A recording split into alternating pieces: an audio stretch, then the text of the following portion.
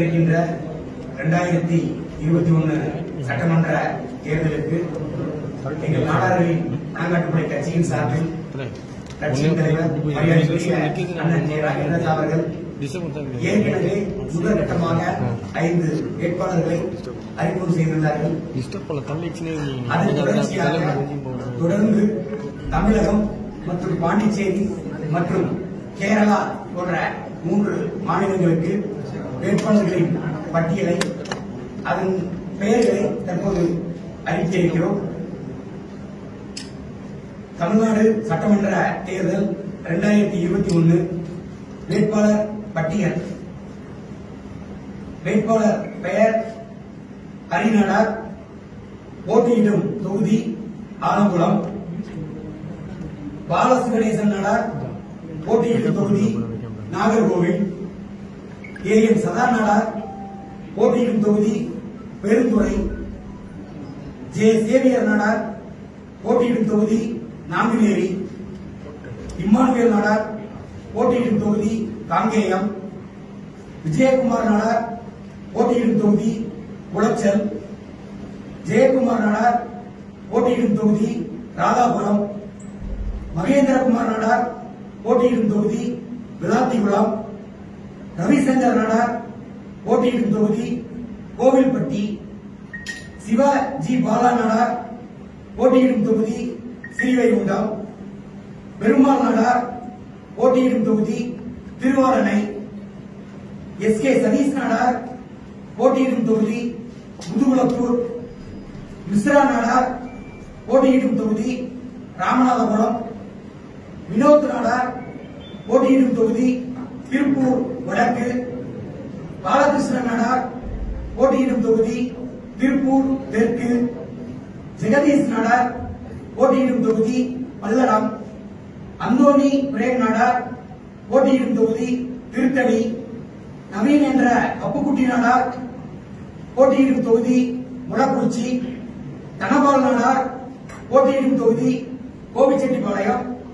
சிதம்பரம் நாடார், அரவக்குறிச்சி. சரவணன் நாடார், போட்டியிடும் தொகுதி ஓமலூர். பாக்கியலட்சுமி நாடார், போட்டியிடும் தொகுதி சங்ககிரி. பாலமுருகன் நாடார், போட்டியிடும் தொகுதி திருச்செங்கோடு.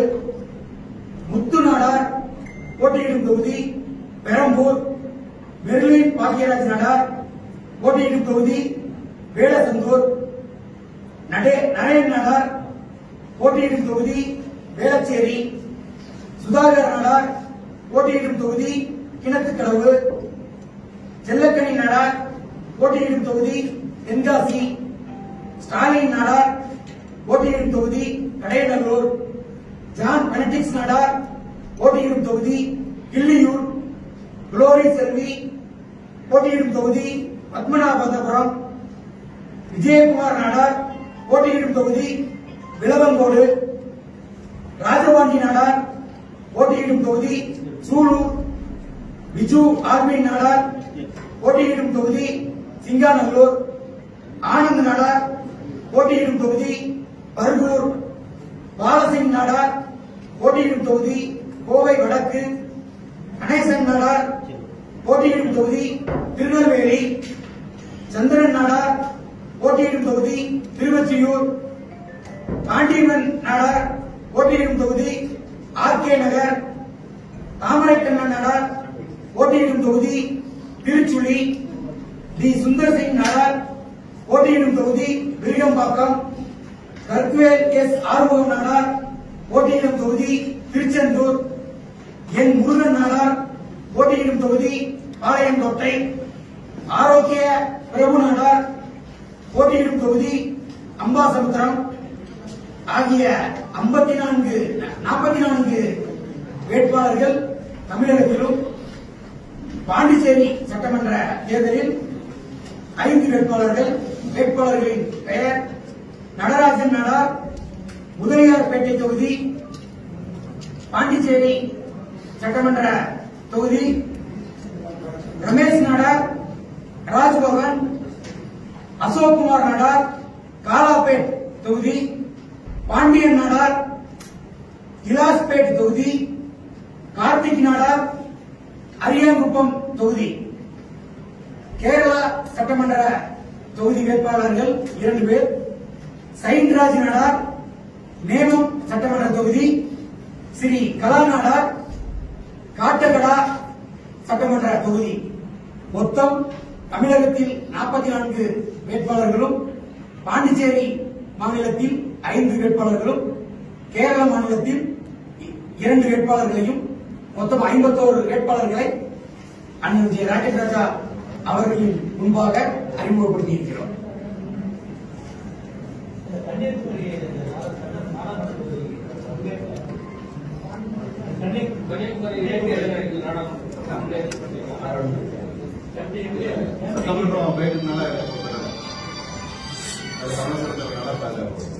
பெரும்பாலான கட்சிகள் வந்து நாடாளுமன்ற அதிக வாய்ப்பு கொடுத்துருக்கு.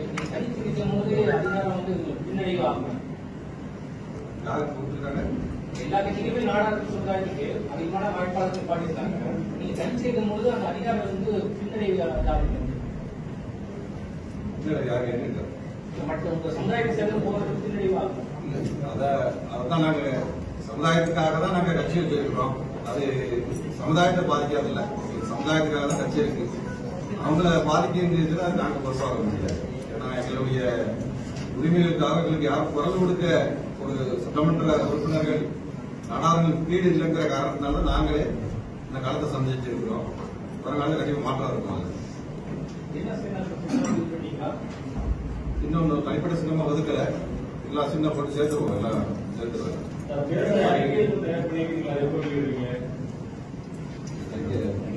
வேலைக்கு 2 நாள்ல கிடைச்சிடும். என்ன காரணம் இருக்காங்க, என்ன கோரிக்கை இருக்காங்க நீங்க குறிப்பா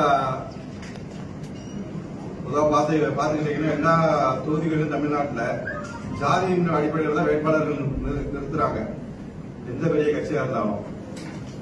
ஆனா அந்த வேட்பாளர்கள் வெற்றி அடைஞ்ச பிறகு குறிப்பா அந்த சமூக மக்களுக்கும் சமுதாய மக்களுக்கும் அதிகமாக வாழ்ற பகுதியில அவங்களுடைய கோரிக்கைகள் வந்து நிறைவேற்றப்படுறதே இல்லை. காரணம், ஒரு மாற்று தலைமையில இருக்கிறனால அந்த குரல்கள் வந்து நசுக்கப்படுது. அந்த சட்டமன்ற உறுப்பினர்கள் வந்து சமுதாயத்துக்காக குரல் கொடுக்கறதில்லை. குறிப்பா மிக ரொம்ப காலமாக அந்த பணங்கள் இறக்கிறதுக்கான போராட்டம் வந்து மிகப்பெரிய போராட்டமா இருக்கு. அதுக்கு எந்த கவர்மெண்டோ எந்த சட்டமன்ற உறுப்பினர்களோ தான் சார்ந்திருக்கிற தலைமைக்கு வந்து ஒரு அழுத்தத்தை கொடுத்ததே இல்லை. குறிப்பா அதை முன்னிலைப்படுத்தி தான் இந்த தேர்தலில் பணங்காட்டுப்படையை வந்து வெற்றி அடைய நம்ம வேட்பாளர்கள் குறிப்பா அதை தான் முன்னிலைப்படுத்துவாங்க. இதை வந்து அவங்க செய்ய தவறுறதுனாலதான் நாங்களே சமுதாய கட்சி ஆரம்பிச்சு இந்த போராட்ட களத்தை இருக்கிறோம்.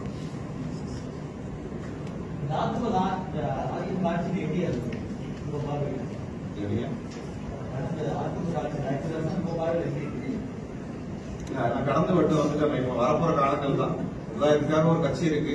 சமுதாயத்தினுடைய வெளிப்பாடுக்கு வந்து தேர்தல் தெரியும். சார், நீங்க சட்டத்தோறும் முன்னாள் முதலமைச்சர் ஜெயலலிதா பாராட்டி ஒரு போஸ்ட் போட்டிருக்கீங்க.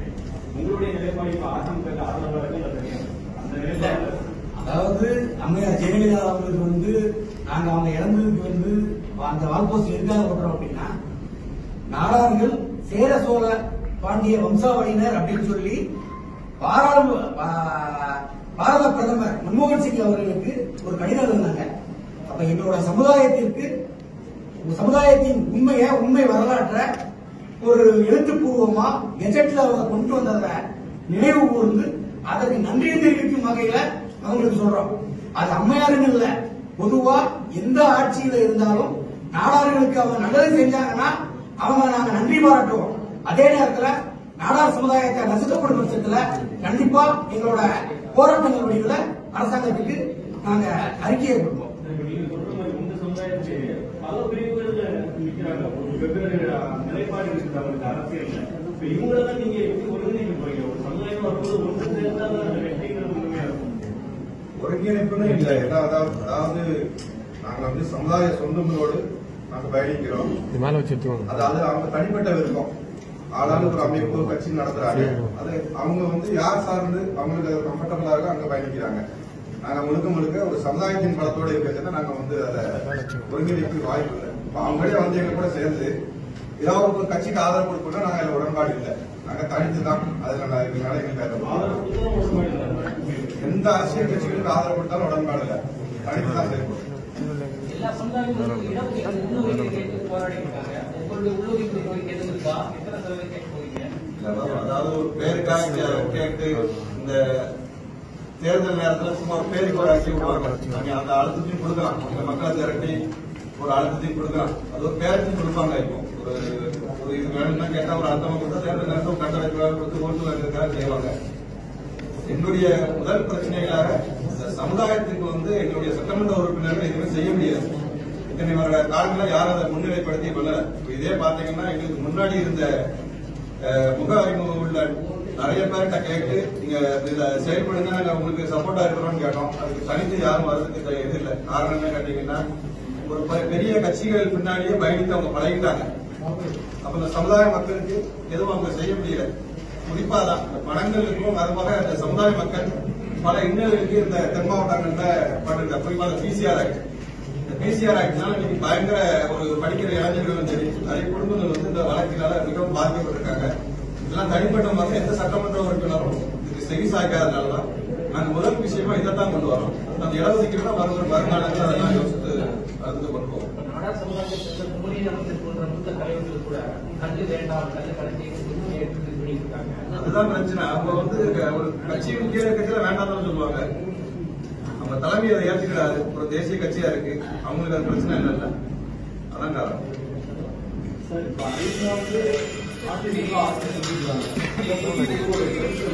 ஆட்சி சிறப்பான ஆட்சியா? ஏன்னா நீங்க சட்டமன்ற தேர்தலில் சந்திக்கிறீங்க, பாண்டிச்சேரியில கேரளாவெல்லாம் போட்டியிட போறீங்க. தமிழ்நாட்டு அரசியல்ல இந்த 5 ஆண்டுகளை எப்படி பாக்குறீங்க? குறிப்பா எடப்பாடியாருடைய எல்லா ஆட்சியும் வந்தாலும் ஒன்று போலதா இருக்கு. அது பெரிய வித்தியாசங்கள் தெரியும்.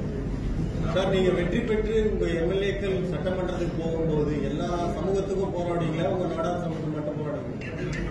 எங்களுடைய விஷயங்கள் எப்படி பார்க்கப்படுதுன்னா, நாங்க அதிகமா வாழ்க்கிற பகுதியில நாங்க ஆளுமைக்குள்ள வருவோம். அது எங்களை சார்ந்து இருக்கிற ஒரு 20% 30% மீதி இருக்கிறவங்களுக்கும் அவங்களுக்கு சேர்ந்துதான் அந்த நலத்துக்கு விஷயங்களோ ஒரு நல்ல விஷயங்களோ போகும். அதே மாதிரி மாற்று சமுதாயம் வாழற பகுதியில கூட அவங்க பெரும்பான்மையா இருக்கிற இடத்துல அவங்க ஆளுமை செய்யணும். எங்களுடைய சமுதாயத்தை அவங்க உடன்பட்டு நல்லா தான் போகும். எல்லாருக்கும் விஷயங்கள் ஒண்ணுதான்.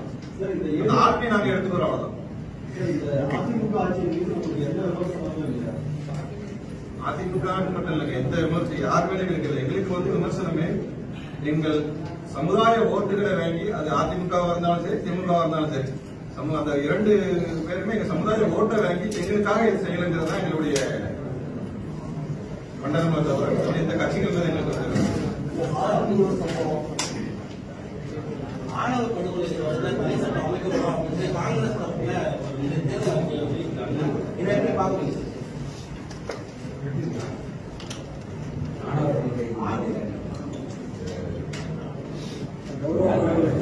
ஆணவ படுகொலை தடுக்க தனி சட்டம் அமைக்கப்பட வேண்டும் அப்படின்னு தேர்தல் அறிக்கையை கொடுத்திருக்காங்க காங்கிரஸ் கட்சி. இதை எப்படி பாக்குறீங்க? ஆணவ படுகொலைக்கு தனி சட்டம் கொடுக்கணும் அப்படின்றது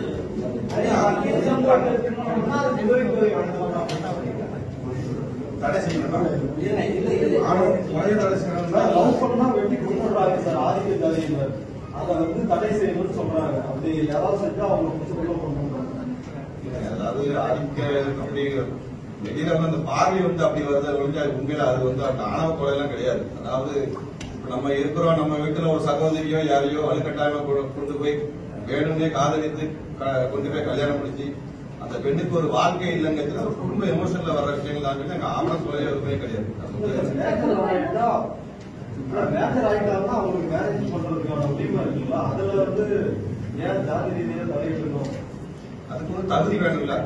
பொண்ணை கல்யாணம் கட்டுறது இருந்துச்சுன்னா அந்த தகுதி வேணும்ல. அரேஞ்ச் மேரேஜ் அதாவது பாக்குறோம், பையனுக்கு என்ன வசதி இருக்கு, என்ன வேலை வாய்ப்பு இருக்குன்னு பாக்குறான். அதே மாதிரி தகுதி இருந்துச்சுல யாருமே அது பெரிய பெருசா பாக்குறது இல்லை.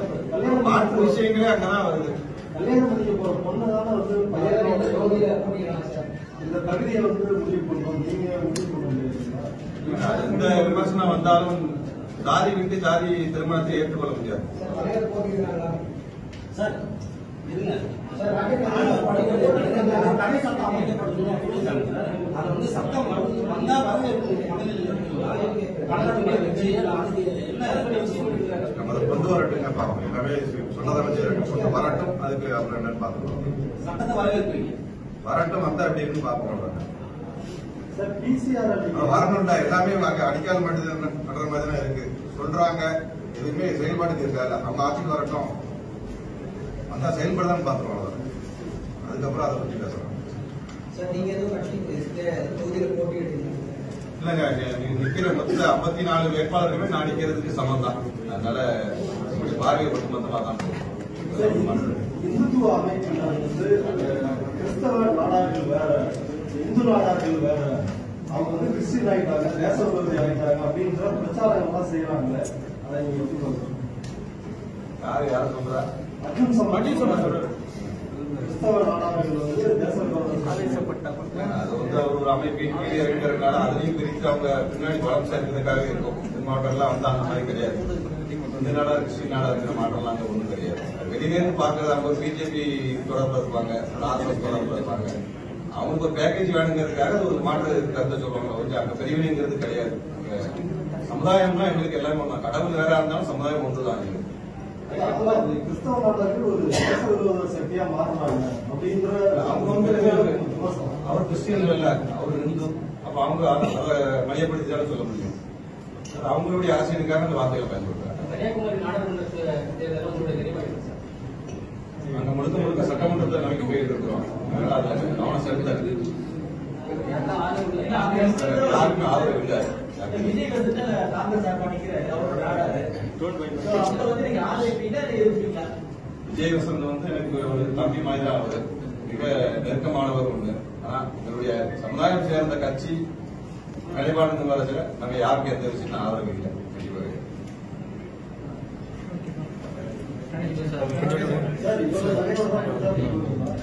போய்கிட்டு இருக்கேன். இந்தியாவில் முதலா ஒரு 4000 கிலோ தங்க நகையோட வேட்புமனு தாக்கல் செஞ்ச ஒரு வேட்பாளர் அப்படின்னா ஆரம்பம் தொகுதியோட வேட்பாளர் அறிவினார். Thank you sir.